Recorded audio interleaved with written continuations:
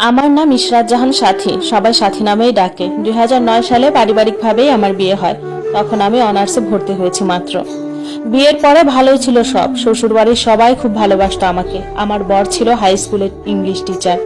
আমাদের বাড়ি আর শ্বশুরবাড়ির দূরত্ব ছিল 10 কিলোর মতো।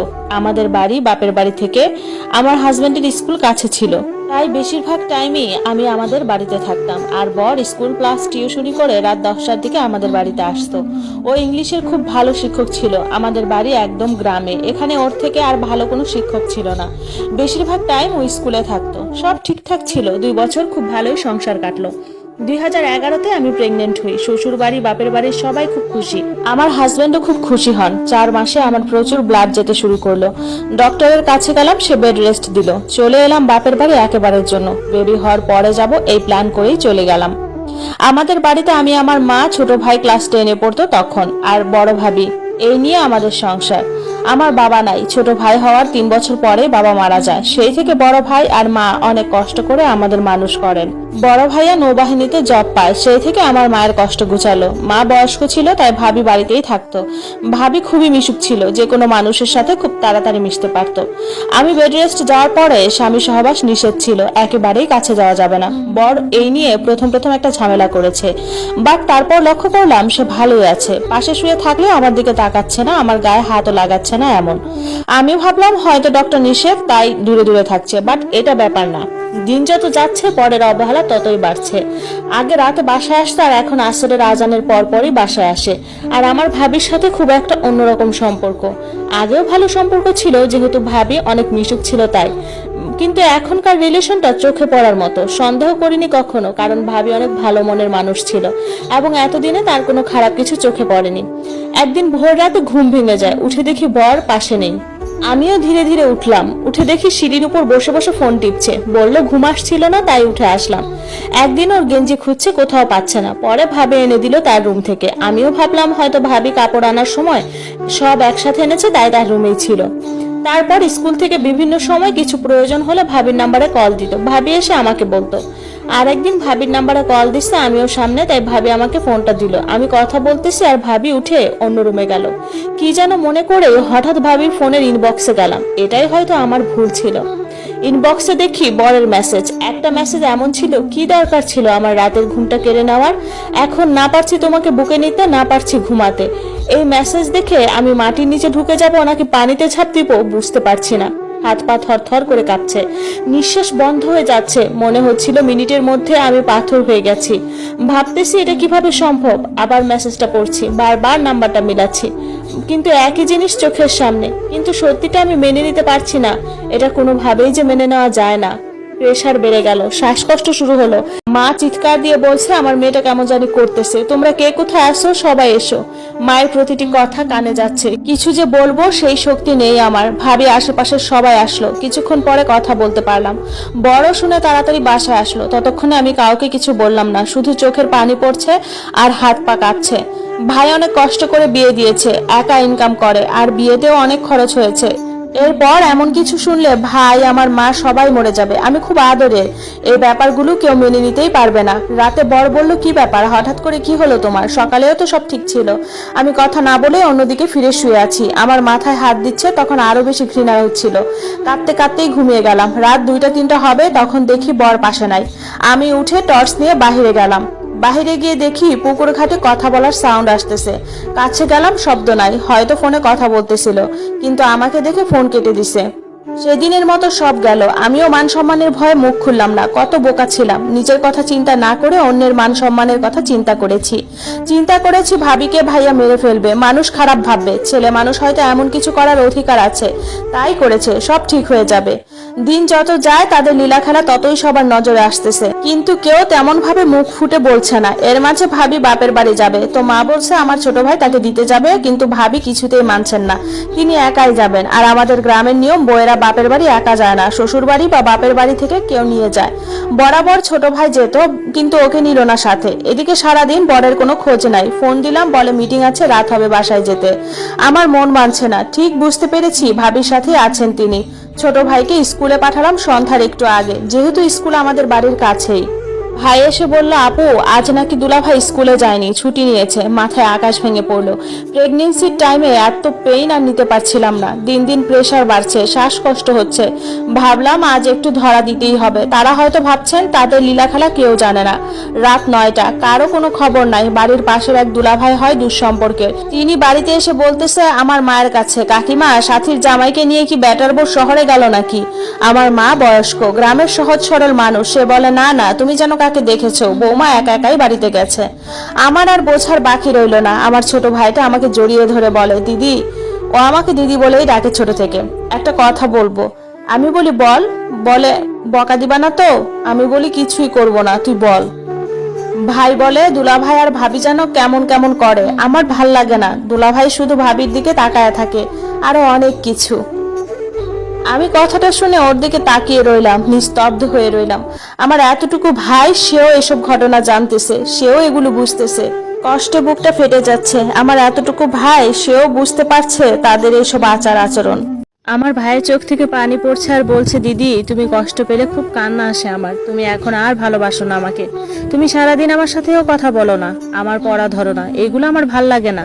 বাবা মারা যাওয়ার পর আমি আমার ছোট ভাইয়ের সব থেকে প্রিয় ছিলাম। ওকে খাইয়ে দেওয়া, পরিয়ে দেওয়া সব আমিই করেছি। অথচ এখন এই মানসিক প্রেসারে ওর সাথে কথা বলা পর্যন্ত আমি অফ করে দিয়েছি। নিজের কাছে তখন নিজেকে খারাপ লাগলো। তাদের জন্য আমি আমার আপনজনদের কষ্ট দিচ্ছি। ভাইকে বুঝালাম আমি অসুস্থ, তাই এমন করছি, আবার সব ঠিক হয়ে যাবে। আর দুলাভাই ভাবিকে নিয়ে এমন বলতে নেই, তাদের সম্পর্ক ইয়ার্কি মস্কারি করার, তাই তারা এমন ভাবে কথা বলে, তাকায় আর কিছুই না। রাত 1টায় তিনি বাসায় আসলেন। দেখেই মনে হয় চুরি করে এসেছে। মুখ দেখেই বোঝা যাচ্ছে। মা উঠে ভাত দিল, সেটা খেলো না। তিনি নাকি খেয়ে আসছেন কোনো স্টুডেন্টের বাসা থেকে। আমিও খাটের উপর বসে আছি। আমাকে বারবার লাইট অফ করে ঘুমানোর জন্য বলতেছে, বাট আমি আজ ঘুমাবো না। তাকে কিছু বলবো তাই সুযোগ খুঁজছি। তার একটা গুণ ছিল, এ পর্যন্ত যাই করেছে আমার সাথে কখনো খারাপ ব্যবহার করেনি। হয়তো আমি করিনি, তাই সেও করেনি। আমি তার ফোনটা হাতে নিলাম আর বললাম, কোন স্টুডেন্টের বাসায় খাইছেন, তাকে কল দেন তো। আপনি করে বলতাম, অনেক সিনিয়র ছিল তো তাই।